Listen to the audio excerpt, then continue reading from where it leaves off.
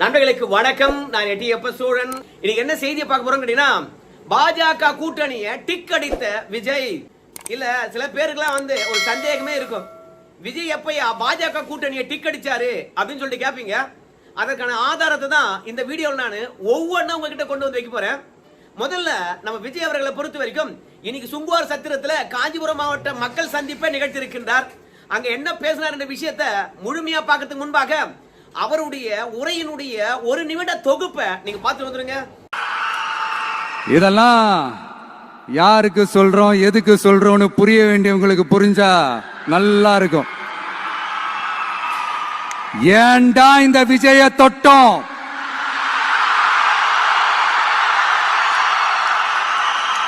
ஏண்டா விஜய் கூட இருக்கிற அந்த மக்களை தொட்டோம் நினைச்சு நினைச்சு நினைச்சு ஃபீல் பண்ண போறீங்க. ஒண்ணு மட்டும் சொல்றேன், எழுதி வச்சுக்கோங்க. இந்த தற்குறின்னு சொல்றீங்கல்ல, இந்த தற்குறிகள்லாம் ஒன்னா சேர்ந்துதான் வாழ்நாள் பூரா விடையை கண்டுபிடிக்காத முடியாத அளவுக்கு உங்க அரசியலே ஒரு கேள்விக்குறியாக்க போறாங்க.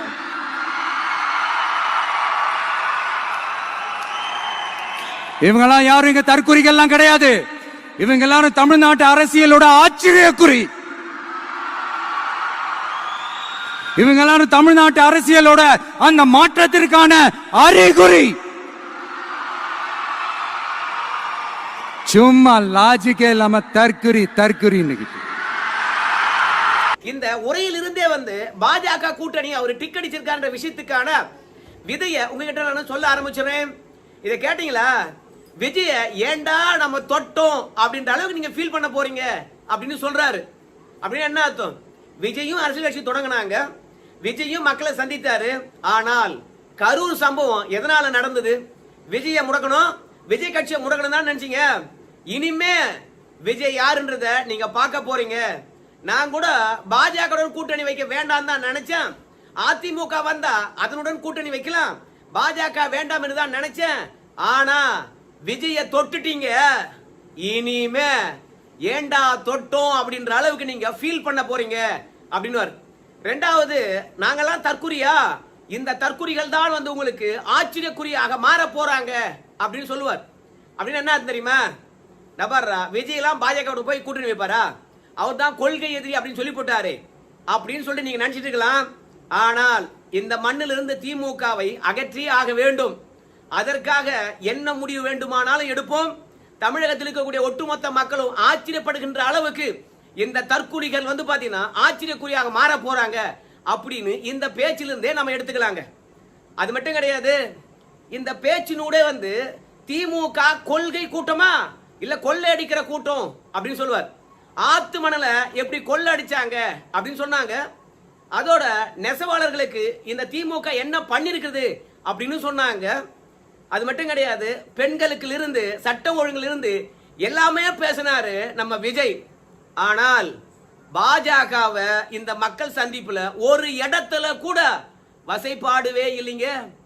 அது மட்டும் இல்ல, நம்ம விஜய் அவருடைய உரையை பொறுத்த வரைக்கும் சரியா தொகுக்கப்பட்டது, திட்டமிட்டது, ஏற்கனவே என்ன பேச போறார் என்பது முடிவு செய்யப்பட்டது. எப்படி சொல்றீங்க அப்படின்னு சொல்கின்ற போது காஞ்சிபுரம் மாவட்ட மக்களை சந்திக்கிறாரு. அப்போ காஞ்சிபுரம் மாவட்ட மக்களுடைய பிரச்சனை என்ன? பாலாறு எந்த அளவு கெட்டு போய் இருக்கிறது, நாசமா இருக்கிறது, எப்படி நாசம் பண்ணிட்டாங்க அப்படின்ற விஷயம் எல்லாம் அழகா காஞ்சிபுரம் மக்கள் என்னென்ன பிரச்சனை சந்திக்கிறாங்களோ அதையெல்லாம் பேசுறார். அதனால விஜயுடைய உரையை பொறுத்த வரைக்கும் ஏற்கனவே திட்டமிடப்பட்டது என்ன பேச போறார் என்று சொல்லிட்டு. அப்படின்னா பாஜகவை பற்றி இந்த அரசியல் களத்தில் நம்ம பேசித்தான் ஆகணும் அப்படின்றத எழுதப்பட்ட உரையில இருந்திருக்கணுமா இல்லையா? ஏன் இல்ல? திட்டமிட்ட இந்த உரையில பாஜக பற்றி பேச தேவையில்லை அப்படின்னு விஜய் நினைச்சிருக்கிறாரு.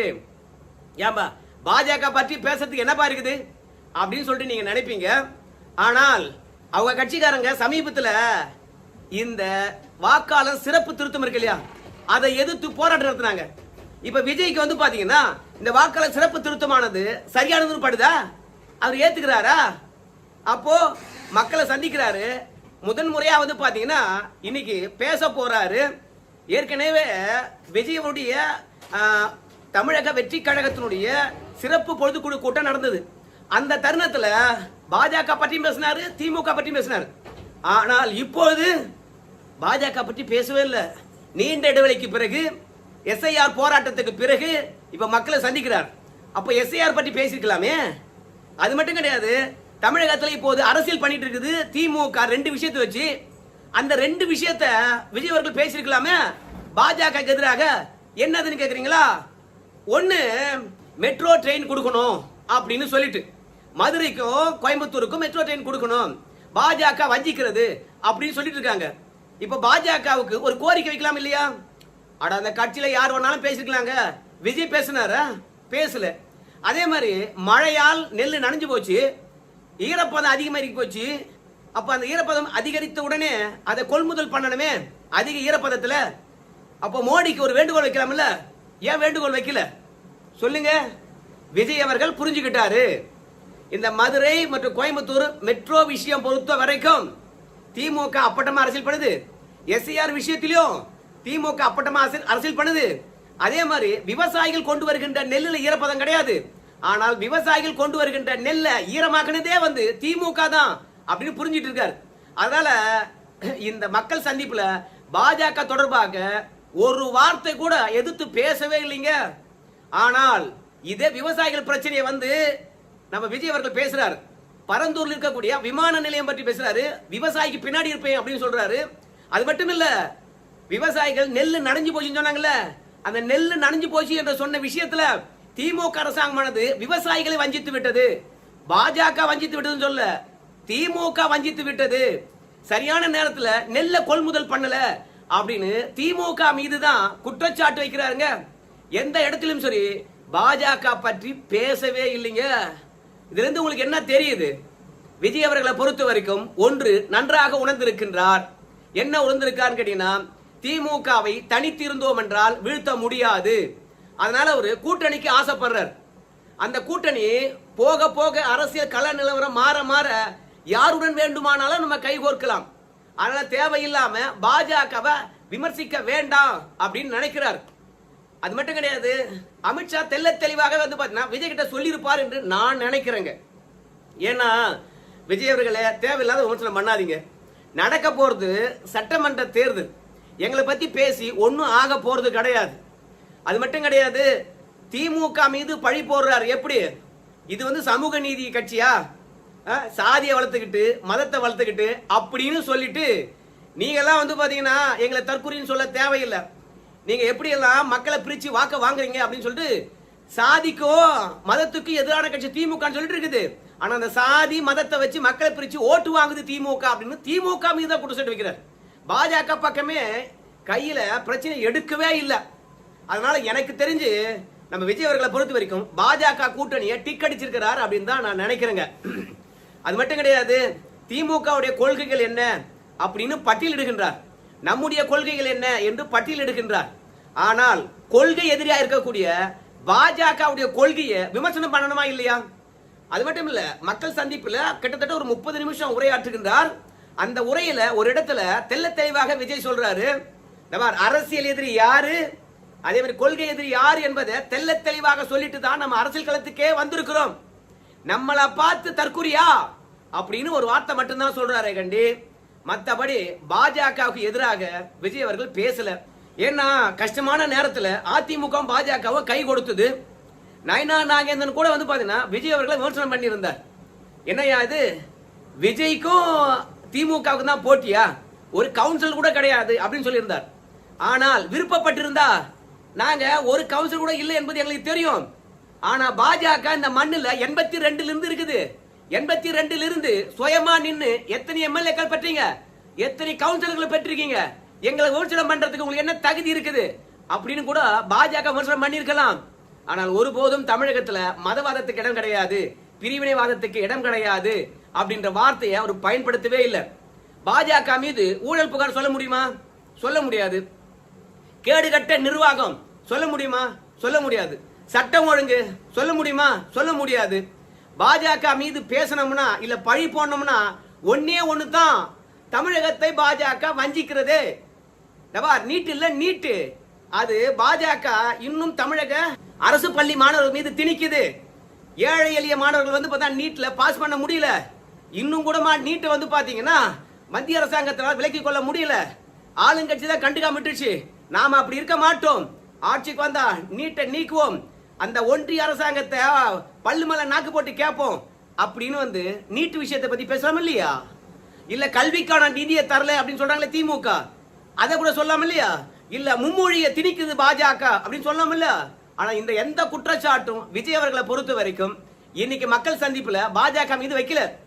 ஆனால் திமுக மீது நீட்டு தொடர்பாக விமர்சனம் வச்சாரு. ஆனா திமுக காரங்க கதறிக்கிட்டு இருக்கிறாங்க. என்னையா பிஜேபி பற்றி ஒரு வார்த்தை கேட்கல, நெல்லு கொள்முதல் பற்றி கேட்கல, அதுக்கப்புறம் வந்து பார்த்தா எஸ்ஐஆர் பற்றி கேட்கல, மதுரை கோயம்புத்தூர் மெட்ரோ பற்றி கேட்கல, இல்ல நீட்டு விலக்க வேண்டும் என்றால் மத்திய அரசாங்கம் தான் கையெழுத்து போடணும், நாங்க தீர்மானம் ஏற்றி அனுப்பிச்சிருக்கோம், அதை பற்றியும் பேசல. அப்படின்னா இவர் மறைமுகமாக வந்து பாஜகவை சப்போர்ட் பண்றாரா அப்படின்னு கதறிக்கிட்டு இருக்கிறாங்க.